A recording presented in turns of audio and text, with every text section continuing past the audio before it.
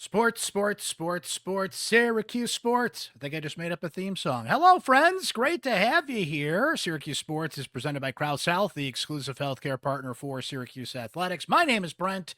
I will be your host. It is awesome to have you on board. Excited about this Friday edition of the pod, heading into the weekend here. There's a lot going on in the Syracuse sports world here. We're going to bring on an old friend, Niko Tamurian. He's out there in Seattle. He covers Washington State, very interesting opponent for Syracuse in the upcoming Holiday Bowl in San Diego. And any excuse we get to catch up with an old friend here on the pod, we will certainly take it. So I'm interested in getting Niko's perspective on Washington State, what kind of team Syracuse is going to be facing in the Holiday Bowl, to see how life has been for one of Central New York's favorite sports anchors. There might be some canine content coming in that as well. So stay tuned for that. And it'll be good to catch up with an old friend here shortly. Always good to catch up with our Syracuse Sports Insiders. Being a Syracuse Sports Insider gives you direct text message access to me anytime. Your thoughts, opinions, questions you want me to ask coaches and players, and just anything on your mind, Syracuse sports-wise, your feedback, exclusively featured on this podcast, our Syracuse basketball postgame shows as well. We'll have a postgame show after the Holiday Bowl in a couple of weeks as well. The transfer portal is humming. All the latest on that. Our insiders have been getting some insight on some quarterback visits and some other things happening in the transfer portal. So it pays to be a Syracuse Sports Insider, friends. What a terrific stocking stuffer for the Syracuse sports fan in your life. You can try it free basically now till Christmas. Give it a 2-week trial, and if you like what you see, it's just $3.99 a month after that. You can join by hitting joinsubtext.com/Syracuse Sports. All the info on this is in the show notes too, guys. And you can also text the word orange to 315-847-3895 to sign up today. So we're going to hear from our Syracuse Sports Insiders here momentarily on, I think, a question I ask every year, but I think it's a question we need to ask every year. And that is to kind of stick a thermometer into Syracuse-Georgetown and see what the temperature is on this rivalry. Should they play every year? Does it still get the juices flowing to see Syracuse and Georgetown play, or is it time to move on? In my opinion, I think it is time to move on, but still scratch that itch. Nostalgia is a hell of a drug. Syracuse-Georgetown remains on the schedule for one reason and one reason only: nostalgia, right? It's a good ticket seller. I think there's going to be a pretty decent crowd, nowhere near a sellout at the JMA Dome, which Syracuse-Georgetown used to be the hardest ticket to get in town. So that tells you a sense. It's a Saturday too, by the way. It's no excuse like it's a Wednesday night or something of that nature. It's a Saturday. You can plan ahead. And if that game means that much, with capacity just over 30,000, by the way, in the Dome. There used to be routine crowds of 30,000 people plus for Syracuse-Georgetown, and they're not going to come close to that number. So that's an indication of where Syracuse-Georgetown is. Obviously, the way that these two teams are playing is an indication of where Syracuse-Georgetown is at this point. It's actually the reverse this year. The past few years, it has hurt Syracuse to play Georgetown because Georgetown's net ranking has been somewhere in the 140s or so. Well, that's where Syracuse sits going into this matchup. Georgetown is a better team at this point. As we speak, they're 7-2. Their net ranking is right around 100 at this point, and Syracuse is 5-4 with a net ranking in the 140s. So that doesn't help you in this era where your non-conference schedule gets scrutinized more than ever. But you can't play top 50 teams in every non-conference game. You want to try and make them as interesting as you possibly can, right? To me, I think Syracuse-Georgetown is that old divorced couple that still gets together because they think it benefits the kids. And maybe for a while that worked when the kids were younger and you wanted some kind of normalcy, you wanted some kind of schedule, if you will, right? When the holidays came around and you didn't want the kids to feel off sorts, right? For those of us that grew up with Syracuse-Georgetown, it was a shock to the system, a culture shock when Syracuse left the Big East, went to the ACC, because that was the first thing that came to mind. What about Georgetown? What about Connecticut? What about these rivalries that are in an era where more of this is being stripped away for parts? NIL, the transfer portal, Bill Belichick goes to North Carolina to be the head coach, 5 years, $50 million, and has basically said he's going there to build an NFL-level program at North Carolina, leaning into the modern headlines of the day. People still feel good when they think about the old Big East because it felt like college sports. It felt like college basketball, right? So here we are in 2024, and the kids are older, and I think it's time for them to kind of put their hand on mom and dad's shoulder and say, guys, you don't have to get together for us anymore. We understand why you had to break apart. Here's my proposal, though, because I don't think it should go away entirely. What I think Syracuse needs to do, and I know that John Wildhack is working on this. In a recent radio interview, Wildhack said Syracuse is trying to schedule a doubleheader with UConn, meaning a men's and women's matchup with UConn, to which at this point I would say, are you sure about that? Because both of those programs are high-level national championship basketball programs, and let's just say right now, Syracuse is not. But come on, who wouldn't want to see that, especially if it ends up at Madison Square Garden or something of that nature, right? Or a home and home. Maybe Syracuse goes to Stores once and they come back to the Dome. But see, that's my proposal. What I think Syracuse should focus on now, instead of just forcing Syracuse-Georgetown every year, the feeling you get from Georgetown partially goes back to not only John Thompson, Patrick Ewing, Allen Iverson, and those great matchups over the years. It's that collective feeling you got from watching the Big East. Wouldn't you get that same feeling if you saw St. John's on the schedule? And you saw St. John's, now coached by Rick Pitino, going back to the roots in old school Big East, at Madison Square Garden. 1 year in the Dome, the next. You're telling me you wouldn't get that tingle up your spine and think of back in the day if Villanova was on the schedule again, if Providence was on the schedule again, if Seton Hall was on the schedule again. We mentioned UConn, they're working on that, right? Rotate them. Now, ideally, I'd love to see some kind of ACC Big East challenge or maybe like a mini tournament in Madison Square Garden involving all these teams. You know, a man can dream, right? UConn, St. John's, Georgetown, Seton Hall, Villanova, Providence. Maybe we throw Pittsburgh in there for old time's sake, even though they're an ACC team with Syracuse, Boston College, maybe. Like a little mini 2-day tournament or something. Like who would that, at the end of the day, what is sports? It's television programming. ESPN would love that instead of some of these random preseason tournaments that we see. Like, who enjoys being in the ACC SEC challenge, especially this year? Because the SEC kicked the ACC's ass. So nobody's liking that. So let's switch that up again. But that's a little more complicated. What you can control is making your non-conference schedule, knowing, again, not every matchup could be some top 50 net team. So if you're going to go the nostalgia route, it does not have to be Georgetown every year. So I asked our Syracuse Sports Insiders this, and I'm going to get their thoughts here in a moment, but I want to show you now. This is as we're recording this, and the votes are still coming in. But when I hit record on this pod, the question I asked our Syracuse Sports Insiders was simple. Do you want to see the Syracuse-Georgetown rivalry continue? Yes or no? Look at those numbers. And for those of you just listening, so far we have 78 votes for yes, at 51.7% of all who's voted, and 73 votes for no, 48.3%. I feel like it's kind of election night, and we're tracking the results here. That right there tells you that this rivalry does not need to continue. Because if the responses were more in the 80 to 90% realm, if the responses I was getting from our insiders was, are you nuts? Of course it should continue.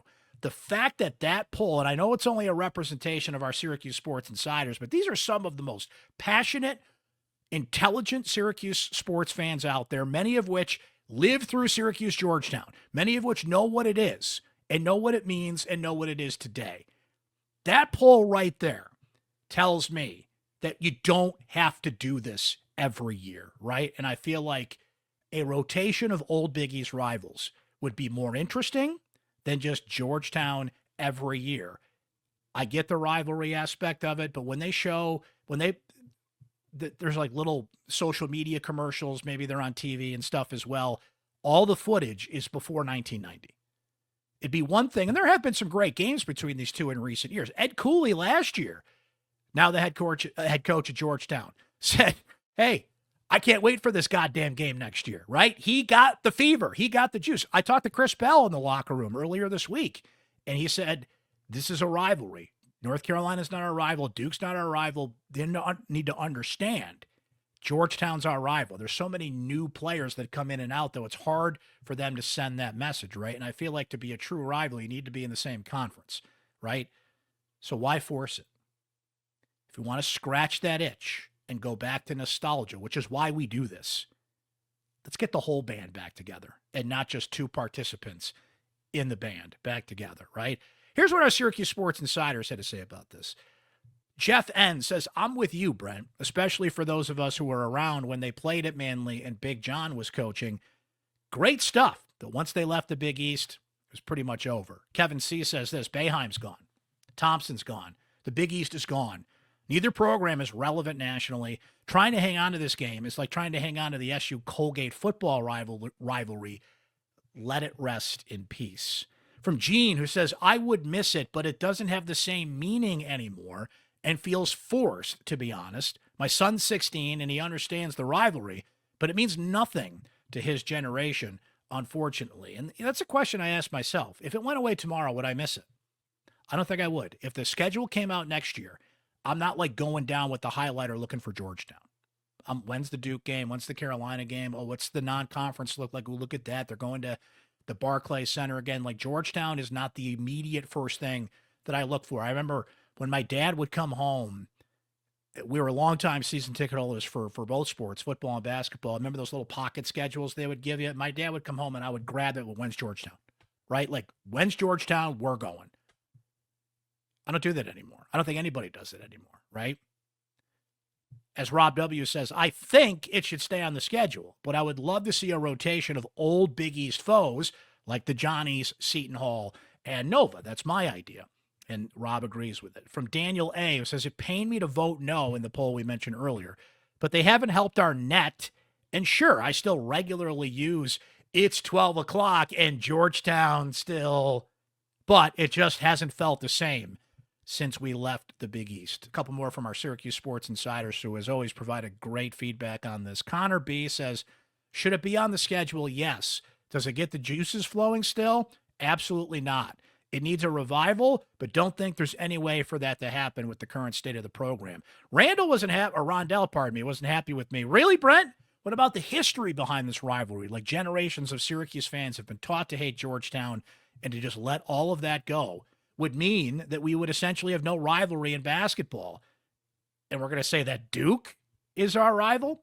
From Mahir, who says, Brent, I'm just ready to go back to the Big East. I hate the ACC, to be honest. I don't like the teams, the refs, the bias, etc. I miss playing in the Big East. I miss the conference tournament at MSG every March and all the buzz.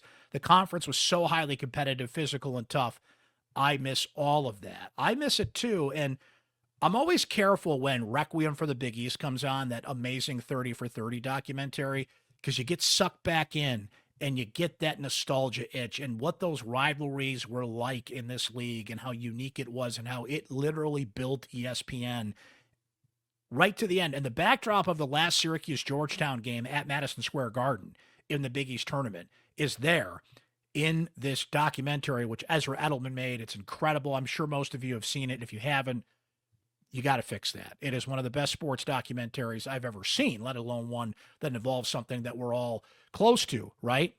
I also get really sad when I watch it because it's over and you're like, damn, man, those were the days. And nothing that Syracuse does these days comes close to that, being in the ACC, right? But we'll close on a hopeful note from my guy, Chicago Mike. Says, Brent, I'm a bit of a dreamer, but I believe one day Georgetown and Syracuse will be relevant again, so keep up the annual game. They say I'm a dreamer, but I'm not the only one. Thank you, guys. Amazing feedback as always. You know who's amazing? Our old friend Nico Tamurian. We're going to catch up with him and learn all about this Washington State squad that Syracuse is going to face in the Holiday Bowl. Who's even playing? And most importantly, we know that Syracuse's quarterback is in, Kyle McCord, saying that he's going to play in the Holiday Bowl. But what about John Mateer, a quarterback at Washington State, who, by the way, had as many touchdowns as Kyle McCord did this year? Pretty darn good quarterback out there as well. So we'll talk to Nico in a moment here. But remember, we love to feature your original music here on Syracuse Sports. All the information is in the show notes on how you can get in touch with me to send me your original music to be highlighted here on Syracuse Sports. Today we're going to feature an artist. One of our Syracuse Sports Insiders was in this band, as a matter of fact. It's called Coffee and Beer. The song is called Sam Patch. I pulled this up. I love this kind of music. It's kind of got an Americana vibe to it. Always good to pop in anytime, really. But when you're really in the mood for something like that, upbeat, good stuff, puts you in a good mood. Reminds me just like sitting in a pub, listening to some great tunes. So we're going to give you a portion of that song now, and then we're going to play Sam Patch by Coffee and Beer in its entirety at the end of the podcast. And if you would like your original music featured here on Syracuse Sports, just get in touch. All the info is there in the show notes.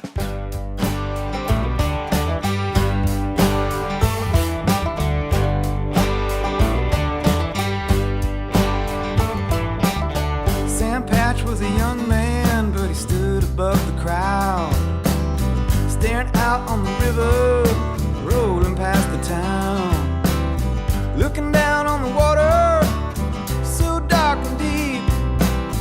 Once more like the time before, nothing left to do but leave. Yeah.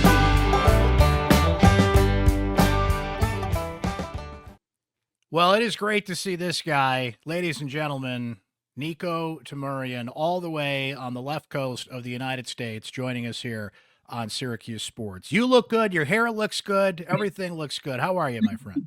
You look great too, man. Oh, man, so good to talk to you. I know we text obviously all the time, but yeah, miss everybody in Syracuse. Loving life here in the Pacific Northwest. An awesome place to be. So this is like the world's colliding, and it's an awesome situation for me. No question about it. Yeah, we did get the street hockey game going again, and while the competitive juices were flowing, and Team Axe took the trophy back after it sat in the CNY Central newsroom for too long, we did miss you this year at the big game. Your spirit was certainly felt on the mean streets of Syracuse, New York. On Montgomery Street. First of all, I'm surprised Wayne didn't take that with him to Charlotte. Second of all, listen, I come back about once a year. I may have to arrange a trip around whenever that game is one day. We'll have to see. Yeah, let's go. We'll have to see. You saying you could come back and play? Is that what you're saying? Well, I wouldn't want to be capturing like that because I'm so out of, it's been a few years removed. But I would be willing to join either team. Ooh, okay. Well, we'll talk. I'll have your agent reach out to me, and then we'll talk about a contract. I'm always looking for talent to defend the title. Use that term loosely with me. Well, I do want to get into Washington State and a couple other things that you're up to these days, but as a born and bred Syracusean and somebody that spent a lot of time in the media here, there's a couple things that you can certainly chime in on. And we started the pod with a discussion about Syracuse-Georgetown, Nico, and it comes up every year, and I feel like it's always good to kind of stick a thermometer in that thing and see what the temperature is. Is it a rivalry that should still maintain? Has it kind of are its days over? Are we kind of forcing it these days? I always kind of like to take the temperature of the fan base. What's your take on Syracuse-Georgetown? Should it be done in perpetuity, or should we kind of see where it's at every couple of years and reassess?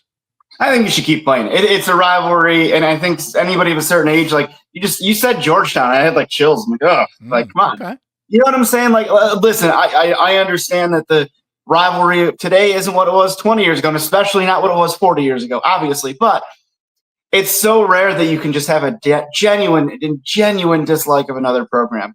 And Georgetown and UConn, even though I live out here now and I love all the teams out here, and of course I always love Syracuse, but I see somebody in Seattle with like a Georgetown shirt, and like I don't even know them. I'm like, oh God, what are you doing? Like, and they look at me like I have three heads. I'm like, oh, from Syracuse. Yeah, like there's a pride to that. So is the game what it used to be? Of course not. Is it still special? Heck yeah. And you got to keep it going. And even if both programs are kind of struggling at the moment or whatever, it's still a game that no matter how either team's doing, you look forward to it. You want, like, my day is going to be ruined if SU loses that game. I say all this, and then when I walk in the Dome on Saturday, and the first time they run out there and you see those uniforms, like all those old feelings will come back for sure. There's no doubt about it. But my proposal is this. Instead of Georgetown every year, can you get the whole gang back together?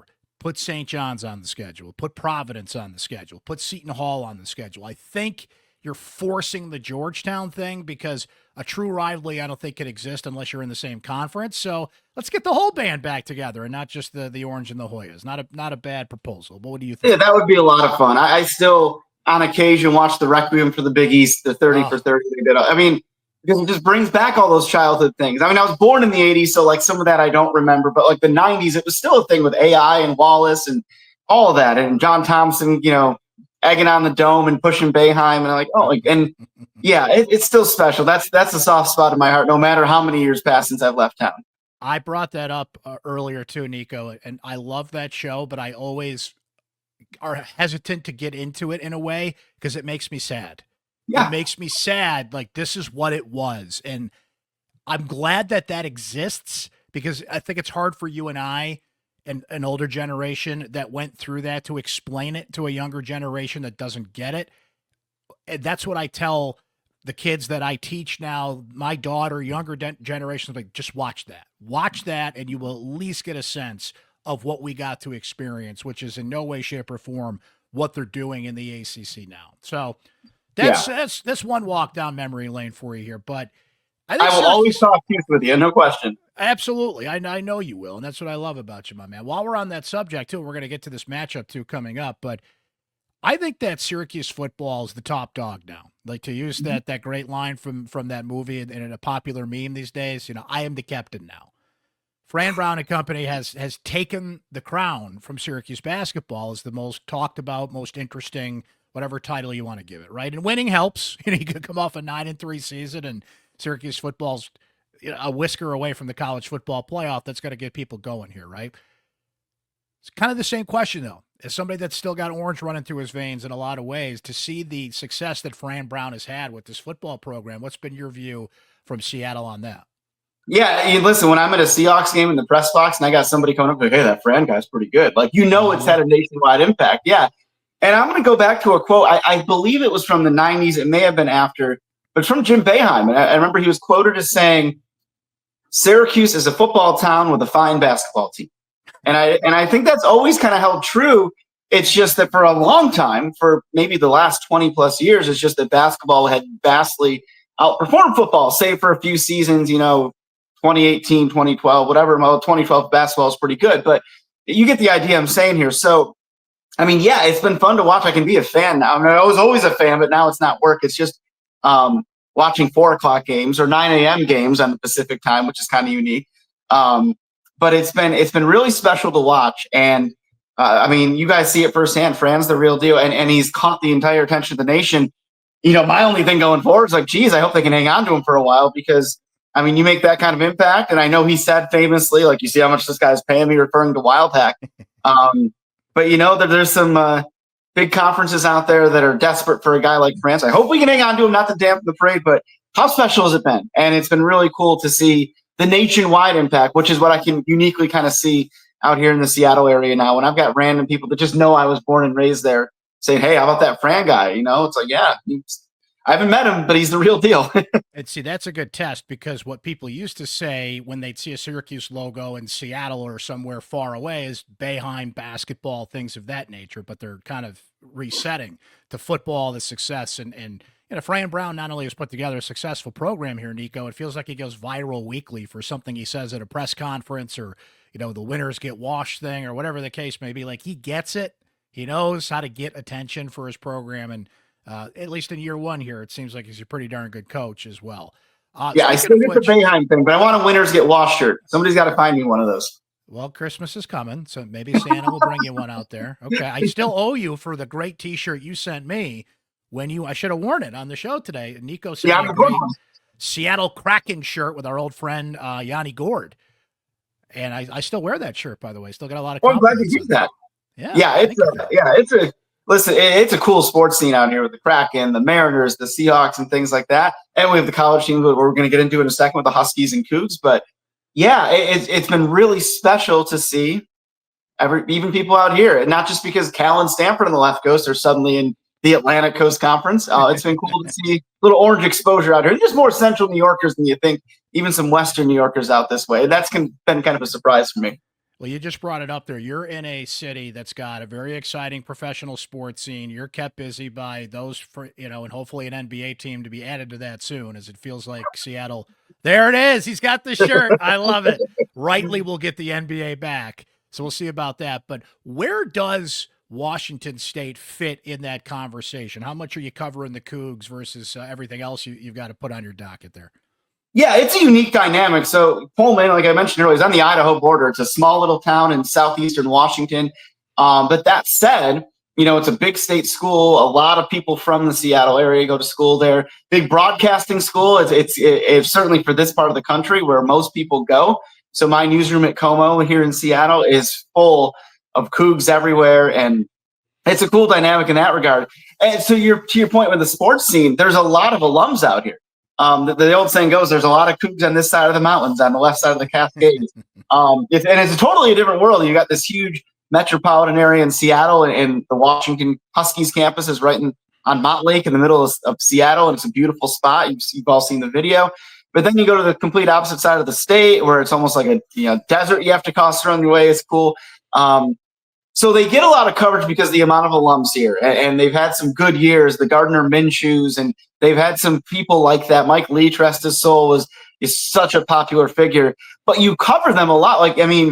I'm at many more UW Huskies games, no question about it, but we'll make the 4-hour trek at least once a year to go over there because there is such an interest. Last year I went for the Wisconsin game and they upset the Badgers at Martin Stadium in Pullman, and it was cool because that was, maybe about 6 weeks after the Big Ten just dealt the final blow to the Pac-12 RIP. Although the Cougs and Oregon State are trying to rebuild that thing.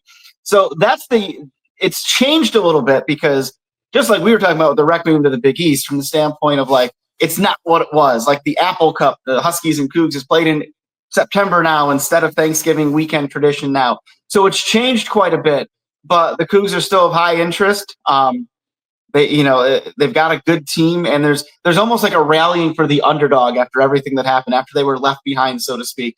There's a lot of people that might have been neutral in the Apple Cup rivalry. Well, I'm going to pull for the Cougs because they, were dealt a raw deal there and that sort of thing. And then there's even some fans that are a little apathetic about it, it's not the same playing Wyoming Thanksgiving weekend instead of Washington and things like that. Yeah. So it's a unique dynamic, a lot of interest there, especially when they started 8-1 this year and beat the Huskies in the Apple Cup at the Seahawks Stadium, Lumen Field in September. That was an incredible finish to the game. So a lot of interest there. There's a lot of pro teams too, but the Cougs, man, they have a rabid fan base. And if I'm not giving them the same amount of time as the Huskies especially, I've got about 10 emails in my inbox about that. There you go. Nico, you brought it up. They started 8-1. They lost their last 3 games. They fired their defensive coordinator. Another coach, I saw today, I believe the running backs coach is moving on. Their offensive coordinator goes to Oklahoma. They've had a bunch of guys in the portal, although interestingly enough, not the quarterback, who I think is the kind of the one that holds it all together. So Kyle McCord's playing in the Holiday Bowl. As he told Megan Coleman, which I love. How about that? Tells Megan Coleman while he's answering phones, raising money for the Salvation Army. Fantastic stuff. Megan Coleman on the spot. She knew. Come on, sports reporter. She knows her sports. My question, though, is John Mateer playing for Washington State? Because it feels like it's a much different Washington State team with him as opposed to without him. Yeah, that's the thing. It's unknown. There was offers during the season for him, NIL offers, and he's getting by Washington State. Yeah, during the season, it was out there, and he was it wasn't even denied that other schools were offering 7 figures for this guy. He's making 6 figures for sure at WSU.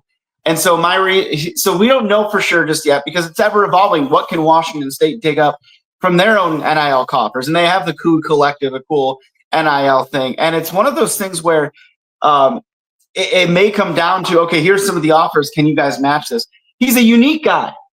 I really like anytime you hear Mateer or anytime I've asked him questions, he's got this, he's from Texas. He has an appreciation for WSU. They were his first offer.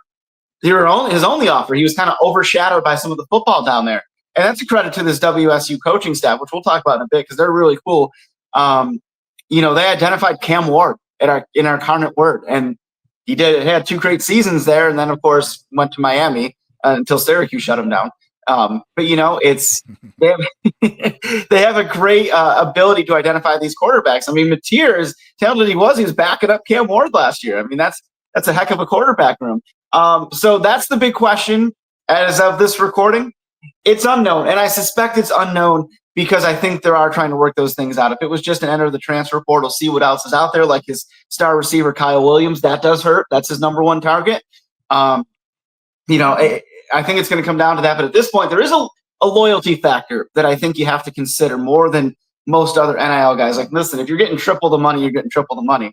But there's a loyalty factor there because he was kind of hanging out to dry, and here comes Washington State. And, you got to monitor Ben Arbuckle, his offensive coordinator, going to Oklahoma, no doubt. But there is, a loyalty factor there to consider. We'll see how it all plays out. It's amazing, and you mentioned some of the names recently, but you can go through the history of Cougar quarterbacks. Drew Bledsoe, like Ryan Leaf, flamed out in the NFL, but was an amazing college player. And it just feels like Mike Leach, and they're always throwing the ball. It's always offense. It's always just, grip it and rip it, which is why I want to see Kyle McCord take on Mateer in this game. Now, I think the Syracuse coaches would have a mind to maybe put in a Jakari Williams, go get some younger guys, some experience. As Fran Brown put it, it's the first game for next year. Bowl games are always weird in that way. Mateer had as many touchdown throws as Kyle McCord had, which set a single-season Syracuse record, by the way, and you just want to see these two guys go at it. So we know what Kyle McCord is like. I've seen the numbers for Mateer, but what kind of quarterback is he? He's so fun. He's like, I don't want to compare him directly to this guy because he's not built the same way. Like Dungy was much bigger. He reminds me a little bit of Eric Dungy, where at any given play this guy can take off.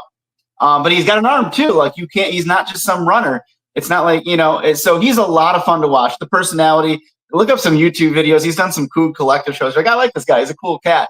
But he's a dangerous guy. Now, I'll give you the caveat there. They lost their last 3 games. And the thinking, if you watch those 3 losses, I mean, we're not talking about losing to top 25 teams. We're talking about losing to Oregon State. We're talking about losing to Wyoming. We're talking about losing to New Mexico, right? These are games that when you're 8-1 and have at least an outside shot at the college football playoff, if you finished 11-1, I mean, that would have been a little far-fetched, but it was there.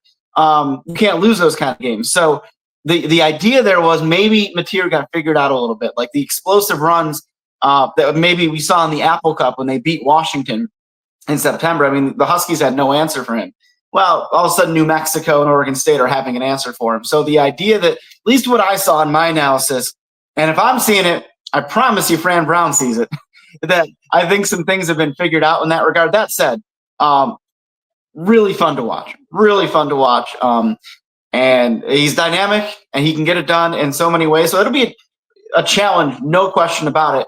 And that's the thing. If all stays as it is at this recording, and he's there, he's playing, this is going to be a fun game. I mean, you still give the edge to Syracuse for a lot of reasons, but it's a really fun game if he's playing in it. Now, you mentioned it as this recording. We'll see how this progresses, Nico. But for the guys we know at this moment that have gone in the portal, are there any big concerns there? Because the guys that have gone in the portal for Syracuse, which, by the way, some of them may still play in the bowl game if they want to, but I haven't seen anybody that Syracuse has lost, probably short of Marcellus Barnes Jr., who's a talented corner, but he missed a lot of time this year. That concerns me. I don't think Aronde Gadsden's going to play in this game. He has not made anything official as of this discussion. So that would be a concern for Syracuse. Bowl games always kind of have opt-outs and things of that nature. But Syracuse got its guy in McCord. So if you have Kyle McCord in the game, you have a chance to win.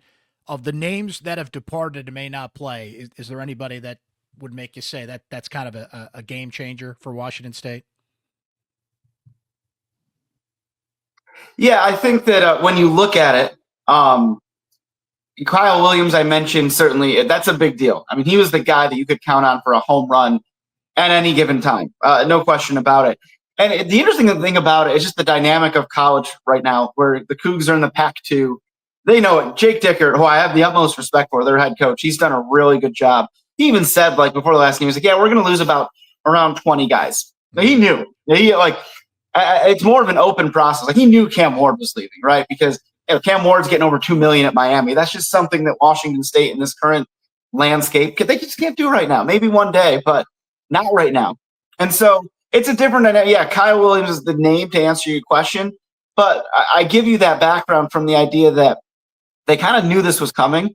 This program is built in the last few years on the idea that when you have a really good player, there's also a really good chance you're going to lose him to another power school that has a little bit more money, right? So there's guys that are under Kyle. There's other receivers out there that are really good. Now, he's the guy that stands out to me for a million reasons, but the guys that we haven't seen, just like we didn't see John Mateer last year, he turned out to be pretty good. Like, there's always going to be some depth there, and this staff does a really good job. I mentioned Jake Dickert a minute ago. I got to tell you this story quick because he's built that program in a really good way. He's a rah-rah guy. You listen to his press conferences. He gets you jazzed up to play. He's done a really nice job. He took over in the middle of the 21 season because the head coach at that time, Nick Rolovich, didn't get the COVID vaccine. And there was a state mandate. You had to get the COVID vaccine. Washington State's a state school. So he was let go. Nick Rolovich was let go. And then Dickert was the defensive coordinator who took over, led them to a bowl that year. They've had some good years since, but so he's done a nice job, kind of like, I'm suddenly the head coach and turning it into a program. And it was a crazy dynamic, but he's really cemented himself in Pullman. And this team's been pretty good. Last year was a struggle, but they've been pretty good this year in really wild circumstances. Nico, I would imagine that there are some similarities between Syracuse and Seattle, given kind of where they rest on latitude and longitude. But what's life like in Seattle for you as a Syracuse transport? As a grunge fan, that's on me that I have not made the trek to Seattle yet. It's going to happen, especially now that I've got a good friend out there that I can hang out with, and it just ups the motivation to get there. But what's life been like? You're kind of there. You're adjusted. Congratulations to Nico, by the way. For those that don't know, he's a father now. He's got a young boy who's growing by the day, and inherited Nico's hair, by the way, as I've seen some photos, which is great.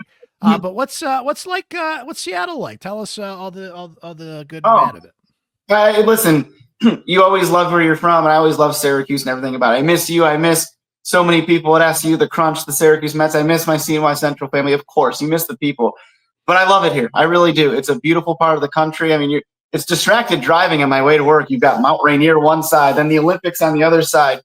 We live about less than a quarter mile from Puget Sound, so we walk every day to, well, maybe not right now when it's like 40 degrees, but we walk every day to the beach by our house and with Dario, and we got his little waders on. And it's the craziest thing. You do this like 10-minute walk, you're at Puget Sound, it's technically the Pacific. You just don't get the big waves like if you drove an hour the other way. But there's like orca whales, there's porpoises and seals that you just see from standing there. Like, it's kind of crazy.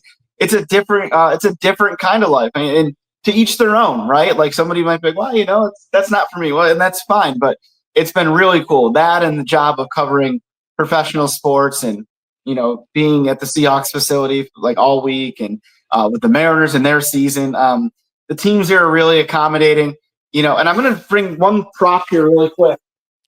I love Seattle and in every way, and we plan on being here for the long haul. But Jack the Sports Dog is still a Syracuse. Look at this. 16 years. He's got the S. He always wears it. My man. He doesn't quite know where it is because he's 16. We had to show Jack because he had that segment with me on Channel 3 all those years, and dog content. He's still good old dog content. I love it. Yeah, is he still making picks? Is he making picks in Seattle not make now picks. too? Almost dropped him. He's not making picks. He's at 16. The eyesight isn't what it was. He's retired.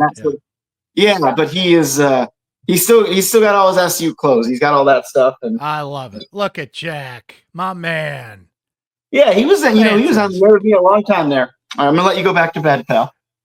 But yeah, he is, and he's very good, as are the other two dogs with Dario. But yeah, life is really wonderful out here, and that's not to say it wasn't in Syracuse. It's just a really cool quality of life here that my family loves.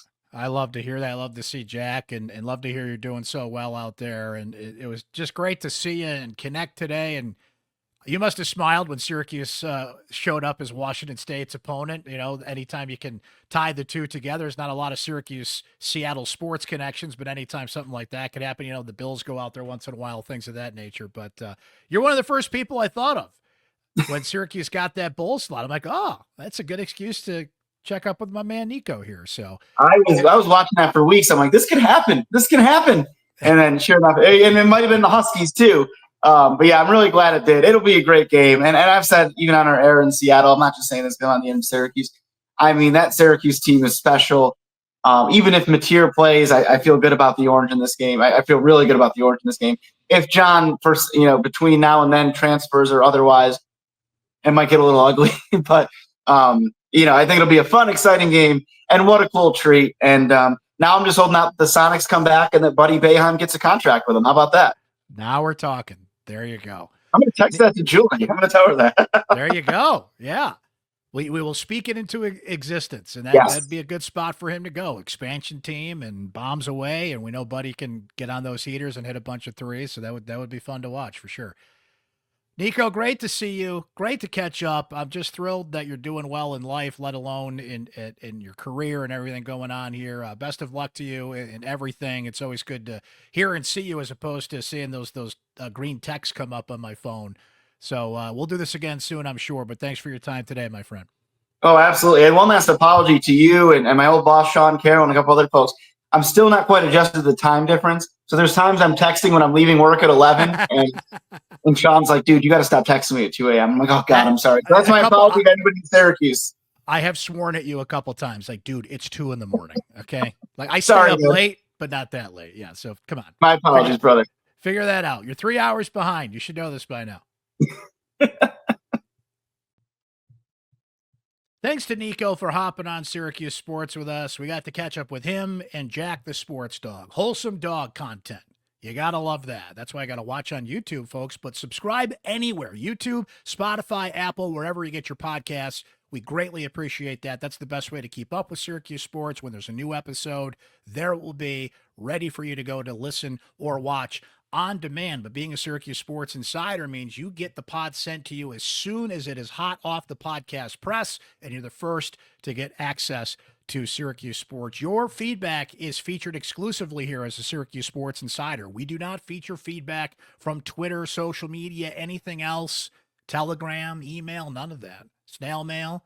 I don't know, maybe if you wrote me a letter, I would read it on the pod because you took the effort to do that. But our Syracuse Sports Insiders get direct access to me via text message for this podcast and for the Syracuse Sports postgame shows. Our next one will be after Syracuse and Georgetown. No matter what we think of the rivalry itself, we'll be on live Saturday afternoon following the Orange and the Hoyas. To break that down, I'll be doing postgame shows after pretty much every Syracuse basketball game throughout the season. So just kind of lock it in after each Syracuse basketball game, usually about an hour or so after the game, a little longer after home games because Uncle Brent's in the locker room getting stuff for you guys and doing a couple of duties there for syracuse.com. But we will be back in that regular rotation and have been in that regular rotation of doing post-game shows live here on YouTube and Facebook, but you can listen or watch anytime as a subscriber to Syracuse Sports on YouTube, Spotify, Apple, or wherever you get your podcast. Thanks to our Syracuse Sports Insiders for their amazing feedback. As always, thanks to you for checking out the pod, and thanks to our friends at Coffee and Beer for this great song they provided us today. If you would like your original music featured on Syracuse Sports, get in touch. All the info's in the show notes on how you can have your music heard right here on Syracuse Sports. Love to feature not only local music, but original music and get people into that vibe. Man, you guys have introduced me to so many great bands this year in doing this, and I hope to do much more of it in 2025. So, Sam Patch by Coffee and Beer, take us out here on another episode of Syracuse Sports. Thanks, everybody. We'll talk to you next time.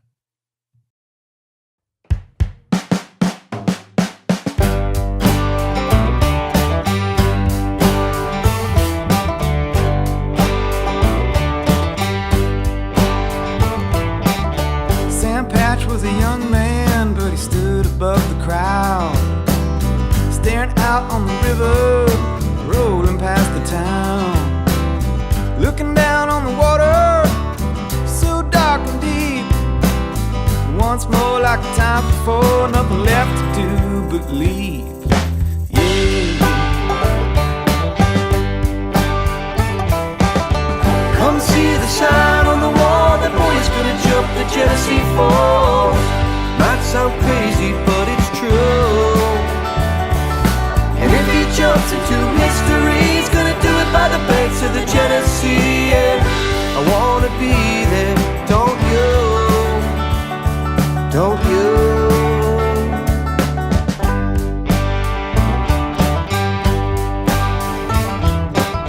Sam Patch was a brave man, he was unafraid to die. Didn't mind jumping 99, so we tried 125. sense, risk it all just to spread his name. But bad luck and a little drunk, such is fame, yeah. Come see the sign on the wall, that boy is gonna jump the Genesee Falls.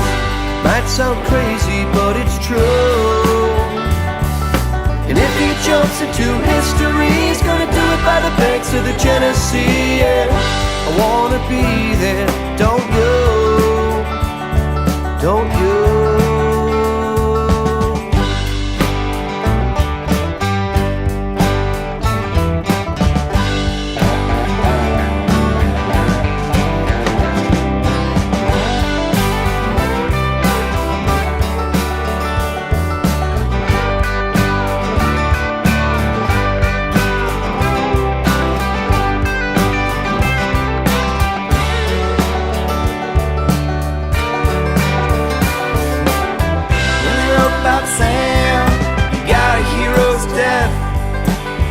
But the papers blame the crowd for stealing his last breath. Cold winds couldn't drown the sound as the people laughed and sang. Sam jumped but it don't come up, found him in the spring.